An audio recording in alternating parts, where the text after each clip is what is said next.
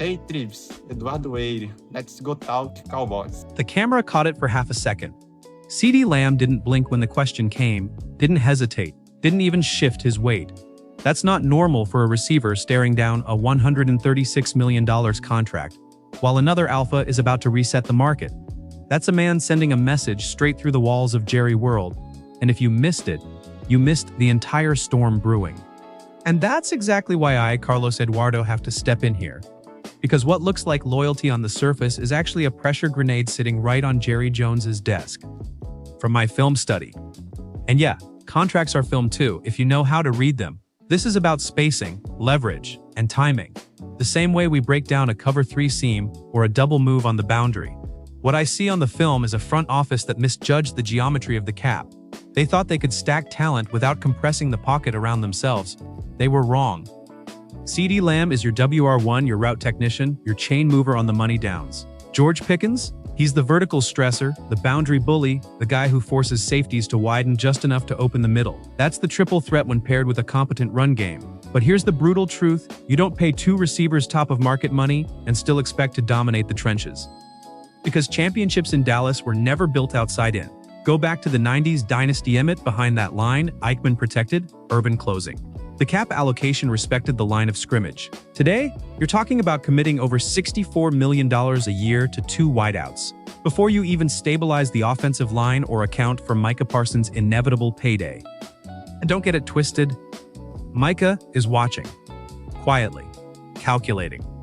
Because pass rushers don't just want money. They want structure.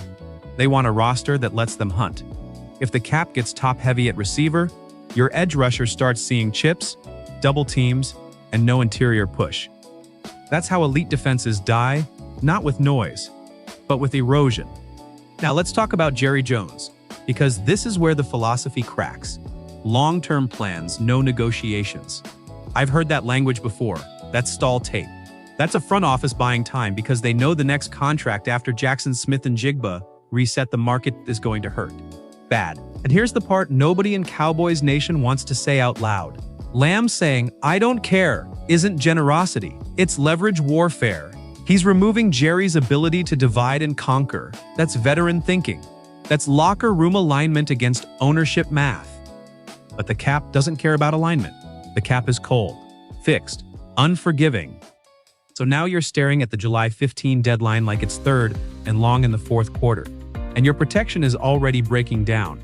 If Pickens gets north of $38 to $40 million on the open market, you either match and cripple your roster depth, or you let him walk and admit you mismanaged the asset from day one.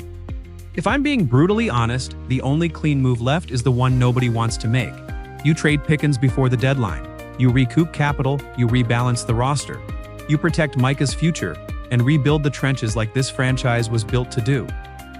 Because if you try to keep both, you're not building a dynasty. You're building a highlight reel with no foundation. And in Dallas, that's not just failure. That's betrayal of the star on the helmet.